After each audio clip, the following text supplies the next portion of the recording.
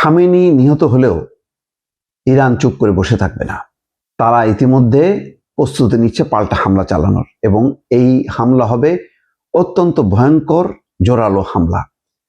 ইরানি হামলায় ইসরায়েলে একজন নিহত, আহত 121। 3 সদস্যের অস্থায়ী নেতৃত্ব ইরান পরিচালনা করবে। ইতিমধ্যে তারা 3 সদস্যের একটা অস্থায়ী নেতৃত্ব নির্বাচন করেছে, যারা এই সরকার পরিচালনা করবে, যুদ্ধ পরিচালনা করবে।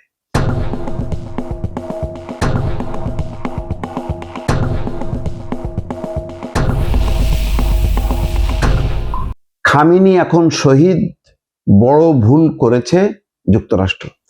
এই হচ্ছে খবরাখবর। আমরা প্রথমে দেখে নিই যে ইরানের নেতৃত্ব আসলে এখন কোন দিকে পরিচালিত হবে।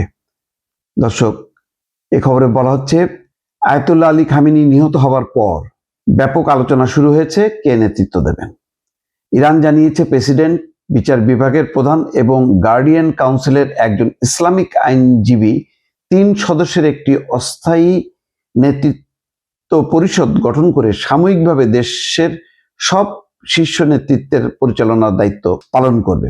ইরানের প্রেসিডেন্ট, বর্তমান যে প্রেসিডেন্ট, বিচার বিভাগের প্রধান এবং আইনজীবী, ইসলামিক আইনজীবী, একজন ইসলামিক আইনজীবী, তিনি হচ্ছেন গার্ডিয়ান কাউন্সিলের একজন আইনজীবী। এই 3 জন মিলে এখন অস্থায়ীভাবে দেশটা পরিচালনা করবে। এটি ইরানের সংবিধানের ধারা 111 অনুযায়ী দফায় দফায় করা হয়ে থাকে। সেখানে সুপ্রিম লিডার মারা গেলে বা ক্ষমতা খোয়ালে এই পরিষদ নতুন নেতা মনোনয়নের সময় পর্যন্ত দেশ পরিচালনা করবে। অর্থাৎ নতুন নেতা নির্বাচিত না হওয়া পর্যন্ত এই 3 সদস্যের পরিষদ দেশটা পরিচালনা করবে। এই 3 সদস্য পরিষদে সাধারণত থাকেন প্রেসিডেন্ট, বিচার বিভাগের প্রধান এবং গার্ডিয়ান কাউন্সিলের একজন জুরি, যাকে এক্সপেরিয়েন্স ডিসার্নমেন্ট কাউন্সিল নির্বাচন করে।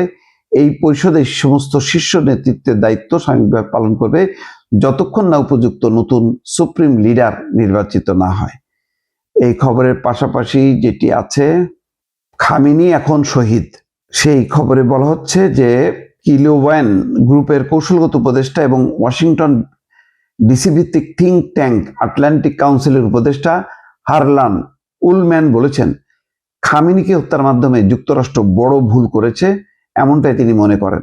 তিনি বলছেন আল জাজিরাকে, উলম্যান বলছেন যে খামেনি এখন শহীদ, আর যদি আলী লারিজানি এখনো জীবিত থাকেন, আলী লারিজানি সুপ্রিম কমান্ডের সম্ভবত প্রধান, তিনি অত্যন্ত দক্ষ ব্যক্তি।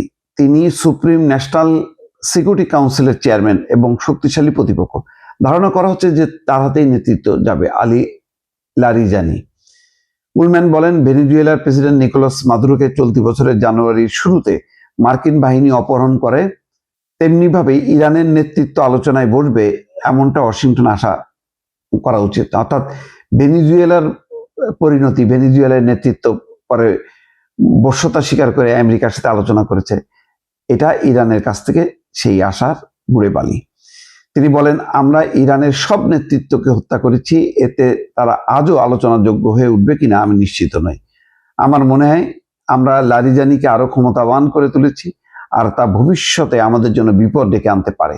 তিনি বলেন, নেতৃত্বকে নির্মূল করার কৌশল তখনই কাজ করে যখন আপনি সব নেতাকেই সরাতে পারেন, আর আমার মনে হয় না আমরা সব নেতাকে সরাতে পেরেছি। একজন বিশেষজ্ঞের মন্তব্য যে যুক্তরাষ্ট্র বড় ধরনের একটি ভুল করেছে। এখন দেখা যাক শেষ পরিণতি কি হয়। দর্শক।